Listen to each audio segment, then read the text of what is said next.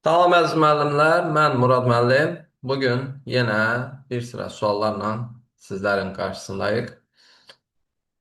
Keçək sualımıza vaxt itirmədən. Deməli, 6-cı suala baxırıq. Şəkildə ikiləpəli bitkinin toxumunun bəzi hissələri göstərilmişdir. Bu toxumla bağlı hansı mülahizələr səhvdir deyir. Toxumda X, Y və Z görürük. X ilə işarələnmiş, Y ilə işarələnmiş və Z ilə işarələnmiş. Səhv olanı axtarırıq. Birinci, mənə nə deyir? Z hissəsindəki hüceyrələr genetik cəhətdən ana bitki hüceyrəsindən fərqlənəcəkdir. Z-ə baxıram. Z nədir? Toxumun qabığıdır. Toxum qabığı sadəcə ananın xüsusiyyətini daşıyacaq. Ona görə birinci variantım yanlış olmuş olacaqdır. 2. Y hissəsindəki hüceyrələr ziqotun mitoz bölünməsi nəticəsində əmələ gəlir. Bəli, ziqot mitoz yola bölünərək üşeyimi formalaşdıracaq. Deməli, ikinci variantım doğrudur. Üçüncü, X hissəsindəki hüceyrələr 3N triploid xromosom yığımına malikdir. Bəli, 3 hissə ilə X ilə, yəni endospermi göstərdiyinə görə endospermində 3N xromosom yığımına sahib olacaqdır. Deməli, birinci fikir yanlış oldu. 2 və 3 doğru oldu. Ona görə də sadəcə 1, yəni Y variantını seçmiş olacağıq. Daha sonra baxaq növbəti sualımıza. Növbəti sualda şəkildə kapillyar sistemi göstərilmişdir. 1 və 2 bölgədəki qanlar arasında aşağıdakılardan hansının miqdarı dəyişməz? Kapillyar sistemi göstərilib bizə 1 və 2. Birinci bölgə buradır. İkinci bölgə buradır. A variantında deyir qandakı karbon qazının miqdarı arteriya daxil olub, kapillyarlara şaxələnib və venaya keçir və hər hansı bir toxumanın daxilinə keçir. Yəni buradakı hüceyrələrə oksigeni paylayacaqdır və nə edəcək? Karbon qazını almış olacaqdır. Nəhayətində nədir? Birinci bölgədə karbon qazının miqdarı az, ikinci bölgədə isə karbon qazının miqdarı çox olmuş olacaqdır, yəni dəyişəcəkdir. Bu isə dəyişməz deyir. A variantı yanlışdır. B. Qırmızı qan hüceyrələrinin sayı. Qırmızı qan hüceyrələrinin sayı, bəli, istəyir arteriyadan kapillyara keçsin, təzədən venaya keçsin. Heç bir halda, heç bir yerdə nədir? Qırmızı qan hüceyrələrinin sayı dəyişməz. Ona görə B variantım doğrudur. Qan təzyiqi biz bilirik ki, arteriyada daha yüksəkdir, kapillyarlarda ondan biraz aşağı, venada isə mənfi təzyiq mövcuddur. Ona görə C-də yəni dəyişəcəkdir. D. Plazmadakı qidalı maddələrin miqdarı, bəli, arteriyadan şaxəverə, kapillyara keçdiyi zaman qida maddələrini də yenə də hüceyrələrə ötürmüş olduğundan bu da dəyişəcəkdir. Y variantı qandakı duzların miqdarı yenə eyni şəkildə dəyişmiş olacaqdır. Yəni cavabımız oldu B variantı. Daha sonra keçək növbəti sualımıza. Növbəti sualımızda deyir, toxuma kulturasında olan evkaryot hüceyrənin DNT-sində cəmi 500 nukleotiddən 100-ü guanindir. Bu hüceyrənin ardıcıl olaraq 2 mitoz və alınan hər bir hüceyrənin bir meyoz bölünməyə məruz qala bilməsi üçün ən azı neçə adenin nukleotidi olmalıdır? Tamam. 500 nukleotidi var. 500 nukleotidin 100-ü guanindir. Deməli 100 dənəsi də sitozinindir. Çıxıram 200-ü. Deməli qalacaq buradan nə? 300. 300-ü adeninlə timin arasında bölüşdürsəm, bunun 150-si adeninin payına düşəcək. Və mənə neçə adenin nukleotidi olmalıdır soruşduğu üçün sadəcə bunu tapmağım bəs eləyir mənə. 150 adenin nukleotidi. Deməli bir hüceyrə mitoz bölünəcək. Bir hüceyrə mitoz bölünəcək. 2 hüceyrə əmələ gətirəcək. 2 hüceyrə təzədən mitoz bölünəcək. 4 hüceyrə əmələ gətirəcək. 1. DNT-nin ikiləşməsi ilk bölünmədə olacaq. Sonra bu 2 hüceyrənin bölünməsi nəticəsində yenə də hər birində DNT-nin ikiləşməsi baş verəcək. Birincidə deməli burada 150 adenin nukleotidi lazım olacaq. Burada isə 300 adenin nukleotidi lazım olacaqdır. Daha sonra deyir, bu hüceyrələrin hər birinin bir meyoz bölünməyə məruz qalması üçün. 4 dənə hüceyrəm var. 4 dənə hüceyrəm var. Bunlar meyoz bölməyə məruz qalmaları üçün bunlar da nə etməlidir? DNT-lərin ikiləşdirməlidirlər.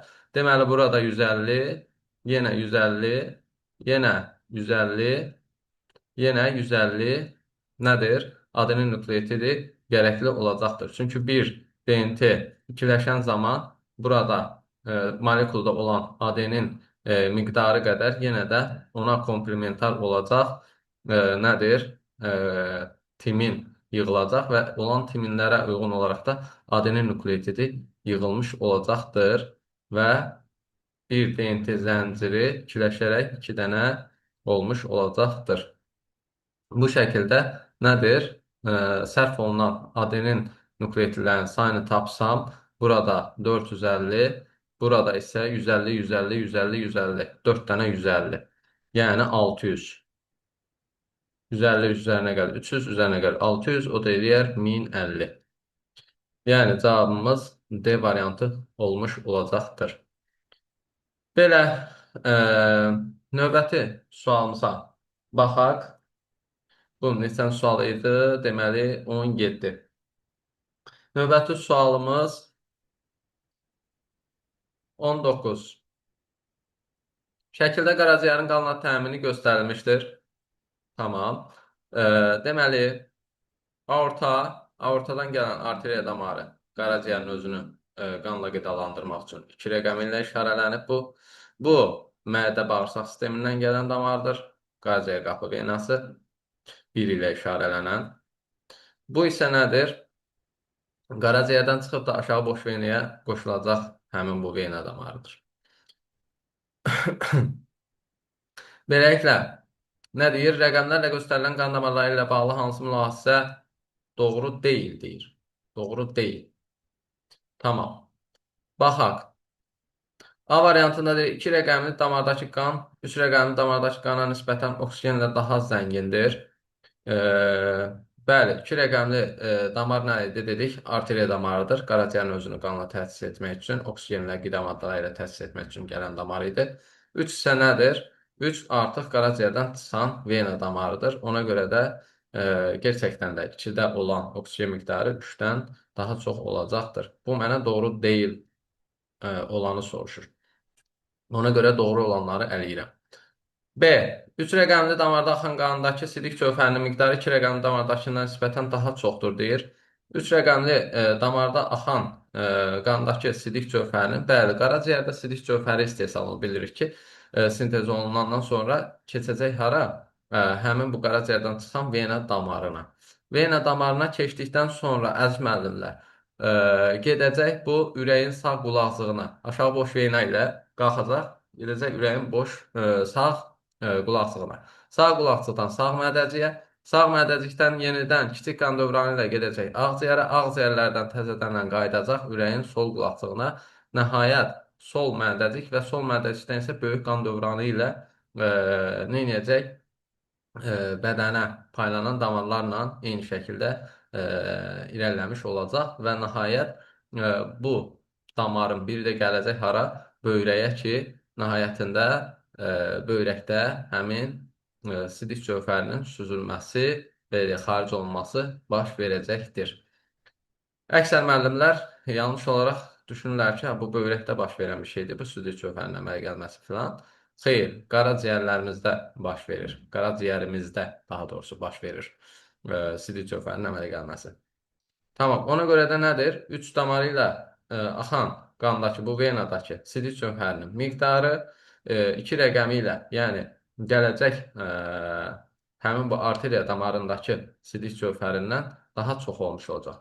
Təbii ki, bu arteriya damarının da, yəni 2 nömrəli damarın da tərkibində sidik cövhəri olacaq. Amma ümumi damarların paylanmasını nəzərə alsaq, başlanğıcda çıxan, qaraciyərdən çıxan damarda bu tam şəkildə çıxmış olur. Amma gələn damarda görün nə qədər arteriya damarları şaxalanır fərqli-fərqli orqanlara. Bu sadəcə o arteriya damarlarından biri olduğu üçün burada 3-dəki qədər, yəni ən başlanğıcda çıxdığı andakı qədər nədir? Sidik cövhəri olmayacaqdır. Deməli, nədir? Bu da B variantında doğru olduğuna görə E, yəni bunu qəbul etməyəcəyik. Çünki doğru deyili axtarırıq. C-də nədir? Bir rəqəmli damarda axan qandakı qlükozanın miqdarı 3 rəqəmli damarda axan qana nisbətən daha çox ola bilər. Bir rəqəm nədir? Qaraciyərə daxil olandır və bu hardan gələcək? Mədə-bağırsaq sistemimizdən gələcək və orada qlükozanın miqdarı daha çox olacaq, gələcək qaraciyərə, bir hissəsi qlükogenə çevriləcək və sonra isə 3 rəqəm ilə işarələnmiş vena damarı ilə çıxacaq ki, nəhayətində 1-də olan qlükoza miqdarı 3 rəqəmi ilə işarələnən damara nisbətən daha çox olmuş olacaqdır.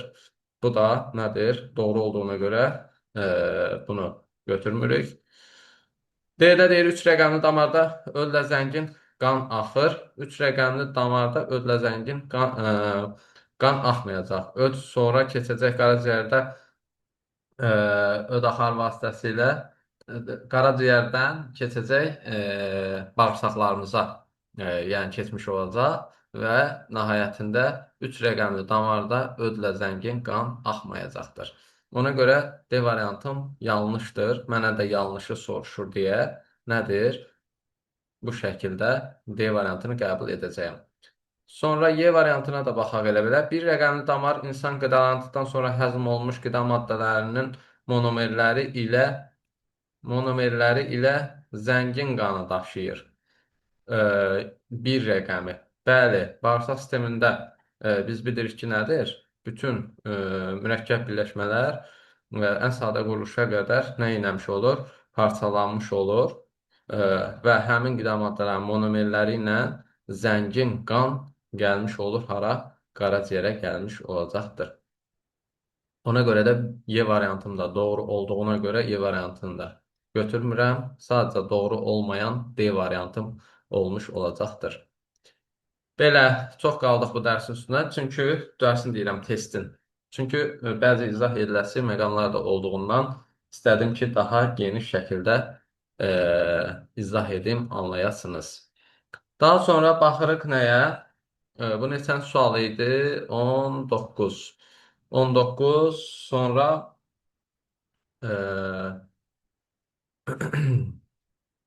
sonra baxırıq nəyə? 34-cü suala. Ağ qırmızı və çəhrayı çiçəkləri olan 30 min ədəd gecə çiçəyi bitkisi populyasiyasında 1200-ünün çiçəkləri qırmızı rənglidir. Biz qırmızı rəngi nə ilə işarə edirik? Böyüyə, çəhrayını böyüyə, kiçiyə, ağı isə kiçiyə ilə işarə edirdik. Qırmızı, çəhrayı, ağ.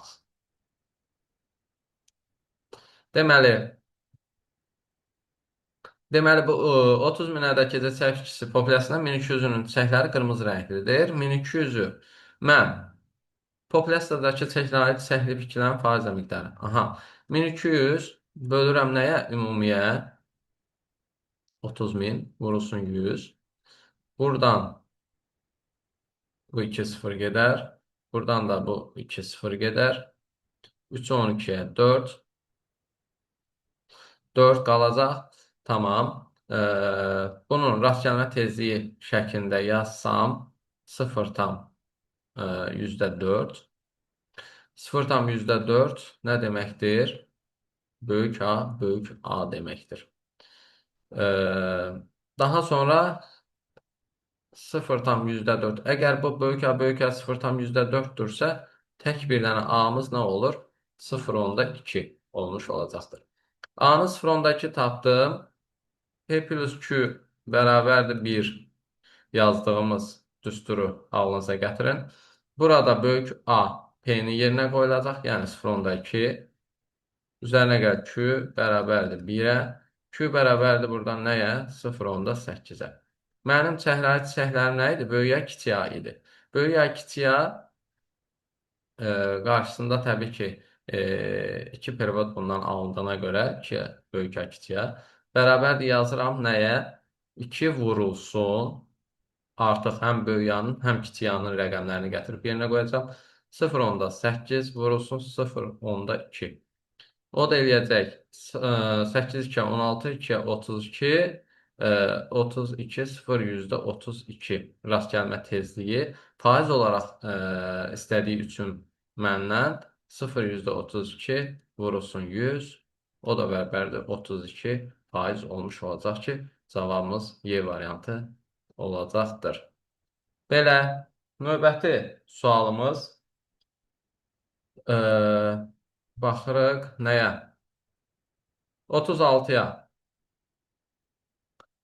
Dəniz sümüklü balıqlarının daxili osmoz təzyiqi ona əhatə edən dəniz suyuna nisbətən daha aşağıdır. Hansı münasibə dəniz sümüklü balıqlarında osmoz tənzimlənməsi düzgün izah etmir, deyir. Baxın, nə deyir A variantında? Onlar suyu osmozda itirir. Aha. Duzu isə diffuziya ilə qəbul edəcəkdir. Bəli. Bu A variantı nədir? Doğru olduğundan bunu götürməyəcəyik. Düzgün izah etmiri soruşur çünki bizdən. Onlar dəniz suyu içir. Bəli, durmadan dəniz suyu içməlidir ki, daxildə olan, həll olan maddənin qatılığı az olduğundan o, həll olan maddəni daima qəbul etməlidir ki, içəridəki tarazlıq sağlansın. C-də nədir? Onlar qəlsəmələri vasitəsilə natrium floridi fəal surətdə mənimsəyir. Xeyr. Qəlsəmələri vasitəsilə natrium floridi fəal surətdə mənimsəməyəcəkdir. Normalda qəlsəmə ilə içirlər suyu. Yox. Ona görə də bu fikir yanlış olmuş olacaqdır. Normalda yəni duzlu suyu içirlər içməyinə. Amma qəlsəmə ilə içmirlər də. Nə deyir? Deyir də, onlar natrium kloridi həzm kanalından absorpsiya edir. Aha. Bu, daha doğrusu bunu yuvarlaq edəcəm. D, uyğun olduğu üçün götürməyəcəm. Y, onlar suyu həzm kanalında absorpsiya edir. Natrium kloridi həzm kanalında absorpsiya edir. Onlar suyu həzm kanalından absorpsiya edir. Bəli, bunların hər iki variantı da nədir? Doğru olduğundan qəbul etməyəcəm. Doğru olmayan bir dənə nədir? Qəlsəmə vasitəsilə duzu qəbul etməsi. Belə, 36-cı sualda doğru cavab olmuş olur C variantı. Sonra, deməli, baxırıq, növbəti sual.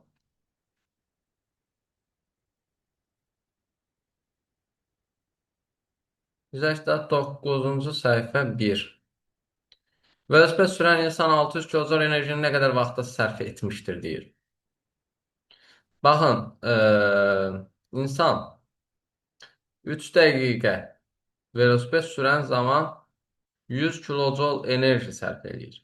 Bəs 600 kilocolu nə qədərə sərf eləyər? 600 vurulmuş 3 bölünsün 100, o da bərabərdir 18-ə. Yəni, cavab A olmuş olacaqdır. Bunu həzm sistemi mövzusunda hər birini bildirmişəm. Qatarkən, yatarkən, yeriyərkən, sürətli yeriyiş, hər birində nə qədər enerji, nə qədər vaxtda nə qədər enerji sərf olunur, hər birini qeyd etmişəm.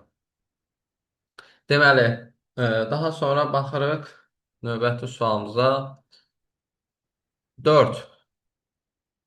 Dişi ilanın yetişmə zonasına daxil olan hüceyrələrin sayı erkək fərddə toxumunun yetişmə zonasına daxil olan hüceyrələrin sayından 10 dəfə çoxdur, deyir. Əgər erkək fərddə əmələ gələn qametlərin sayı 32 olarsa, minimum neçə yönədici simcik Y cinsi xromosomu daşıyacaqdır? Baxın, elə mənə bax bu lazımdır. Bax, əmələ gələn qametlərin sayı erkək fərddə 32-dir. 32 qametin əmələ gəlməsi üçün neçə hüceyrə daxil olmalı? 8 hüceyrə daxil olmalıdır da. Düzdür? Və deyir, dişidə erkəkdən 10 dəfə çoxdur həmin bu daxil olan hüceyrə. Bu olsun erkək. Deməli, 10 dəfə çox 80 dənə də nə olmuş olacaq? Dişidə ilkin cinsi hüceyrə daxil olmuş olacaqdır. Deyir, minimum neçə yönədici simcik Y cinsi xromosomu daşıyacaq?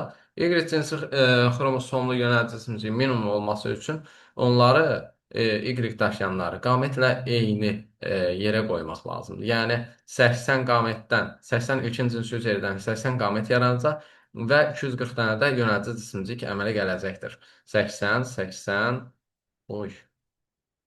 bu da 80. Yəni burada qamət əgər Y xromosomlu daşıyarsa, Y xromosomlu qamət, bunun yanındakı da mütləq ki, məcburdur neynəsin? Qametdəki kimi cinsi xromosom daşısın.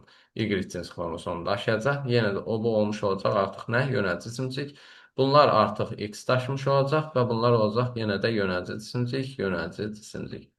Bu şəkildə götürəcəyəm və e, bu deməli nə oldu bu? Dişi ilan. Hə, dişi ilanda XY idi də. Düzdür. Əmələ gələn qamət 32-dir. 8 dənə erkəkdir. Neçə yönəlici cimcik Y? Minimum neçə yönəlici cimcik Y cinsi xromosomunu daşıyır? Deməli, baxın, yenidən bir dənə baxaq. Erkək və toxumun yetişmə zonasında daxil hüceyrələrin sayını 10 dəfə çoxdur. 8 erkək, 80 dənə dişi. 10 dəfə çox olmuş oldu daxil olan. Əgər erkək fərddə əmələ gələn qametlərin sayı 32 olarsa, 32 olsa, minimum neçə yönəlici cisimcik Y cinsi xromosom daşıyar? Y cinsi xromosom daşıyar, neçə yönəlici cisimcik? Bu erkək nə olur? Onsuz da XX-dir də. Bunun nə Y cinsi xromosom daşıması. Yönəlici cisimcik ümumiyyətlə elə dişə aid olan bir şeydir. Zaten dişidən minimum neçə yönəlici Y cinsi xromosom daşıyar deyərsə, elə 80 dənə daşımış olacaq da. 80 dənə daşımış olacaq. Cavabı olacaq 80. Cavabı 160 veriblər burada niyəsə. Belə. Keçək növbəti sualımıza. 6-cı sual. Birinci halqası bitki ilə başlayan qida zəncirinin üçüncü halqasına birinci halqada olan enerjidən maksimum 5 kilojoule enerji keçmişdir. Bu enerjinin sintezi zamanı bitkinin üzərində nə qədər günəş enerjisi düşmüşdür. Tamam. Deməli, 3 dənə halqa olur. İkinci halqa, üçüncü halqa. Bura nə keçib? 500 keçib. Maksimum keçib. Deməli, 20% keçib. 20%-im mənim 500-dürsə, 20%-im 500-dürsə, 100%-im nə qədər olacaq? 100 vur 500 böl 20. 100 ilə 20-ni ixtisarı geçsək 5 qalar. 5-i 500-ə x buradan 2500 olmuş olacaqdır. Sonra artıq bu nədir? İkincidəki. İkincidə. Daha sonra birinciyə keçid edəcəyik. Yəni 2500 bu səfər 20%-sa 100% nə qədər olmuş olacaq? Bu da nə deməkdir? Yenə 2500-ü 5-ə vurmaq deməkdir. X bərabərdir nə? X bərabərdir 5-i 25-ə 125. Arxasına da 2 dənə sıfırımızı əlavə edirik. 12570 olacaqdır. Bu nədir? Bitkidə olandır. Bitkiyə neçə faizini istifadə edirdi? 1%. İndi 1% 12500-dürsə 100%-im nə qədərdir? Bunu tapacaq. X bərabərdir nə? 125. 2 sıfır var idi. Bir də 100-ün arxasındakı 2 sıfırı da əlavə edirik bura. Nədir?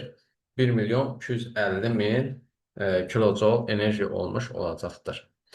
Burada sizə birinci halqanın bitkisini xlorellada olaraq verə bilər.